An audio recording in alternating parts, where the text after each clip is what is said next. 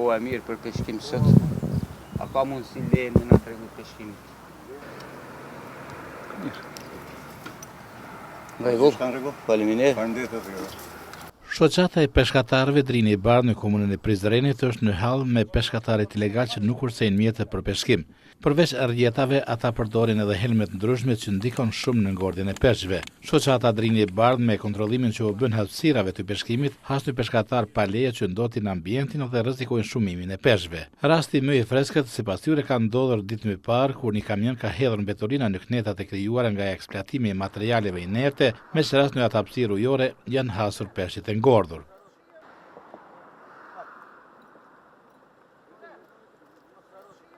Se i përket peshkimit të egër, kemi shumë probleme. Problemet më të mëdha janë me rjeta. Të llojit sak, si i quajmë na, rjeta rrethoja, ma shumë janë rjeta detare se për lumet që kemi ne. Ato janë rrepsisht ndalume. Ne kemi arrit të konfiskojmë gjatë një periudhe shumë të shkurtër, unë së bashku me kryetarin dhe nën kryetarin, Shenol Krasniqin, Ibrahim Hallaçin, kemi arrit të konfiskojmë mrena 5 muajve diku rreth 12.000 metra rjetë, saka. Gjitha janë të konfiskume, posedojmë materialin, posedojmë incizime, foto, gjitha. Shqetësimi i peshkatarëve është ngritur edhe tek institucionet lokale dhe qendrore. Policia së bashku me shoqatën e peshkatarëve ka hetuar personat që bëjnë ndotjen e ambientit dhe çfarosjen e peshqve. Ata dyshojnë se mbeturinat kanë qenë me përmbajtje helmuese dhe u kanë bërë thirrje autoriteteve që të veprojnë në parandalimin e rasteve të tilla dhe ndëshkimin e ndotësve të lumit. Po, si pikë e parë duhet të harrojmë peshkun prej rjetave, prej gjësendeve që nuk i takon peshkimit, mas tepërmi për atynve, prej njerëzve që nuk, s'po di çka me thonë tash, nuk janë në dijeni me këto sendet.